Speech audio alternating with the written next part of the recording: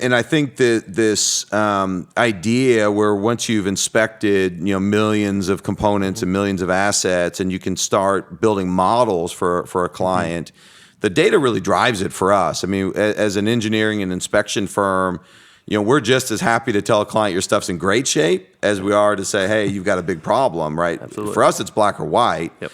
And a lot of folks aren't driven that way, but that's, for us, where integrity really is everything. I mean, that's the only way you can operate. Absolutely. And we've got lots of clients where their system is in good shape and lots of clients where their system is in really bad shape, and some in between. And but you just don't know unless you're out looking to understand where your assets are. So walk me through on this kind of data-driven program, maybe an example of how that matters to our clients, and an example of how that data can help make wise decisions for a facility manager. Absolutely. When we talk about top 100 retailers, you're not talking about 4 or 5 locations. You're talking about nationwide locations that, like I mentioned earlier, high wind zones, salt air effect zones in the northeast of the country. The West Coast, we have the Gulf Coast and salt water, right? How do you pick the sites? Where do you start? What year, is it a 3-year program? Is it a 4-year program? All of that stuff matters, right? From a flattening out cost and looking at risk, you can't do it all today, right? And there's going to be risk all over the place. And so, perfect example was with one of the retailers that we talked about, where we called them and they tried to do that internally.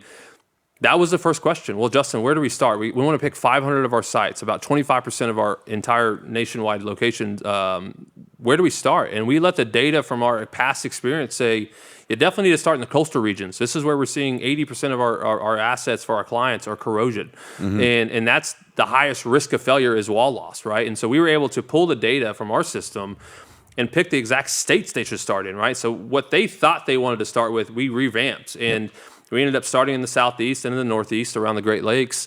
And it was so easy to go to them and say, here's the data, look at it. This is why you need to do this here. And they trusted in us that first year. And from that, we were able to build that 3-year program to complete all their locations across the country. I do remember in that meeting with them, they thought we were crazy by able to tell them before we started work, here's what we're going to find. And they said, there's no way you can know that. And we said, no, we can, because your assets are not too different than your neighbor's assets, Absolutely. Right? That are just down the street.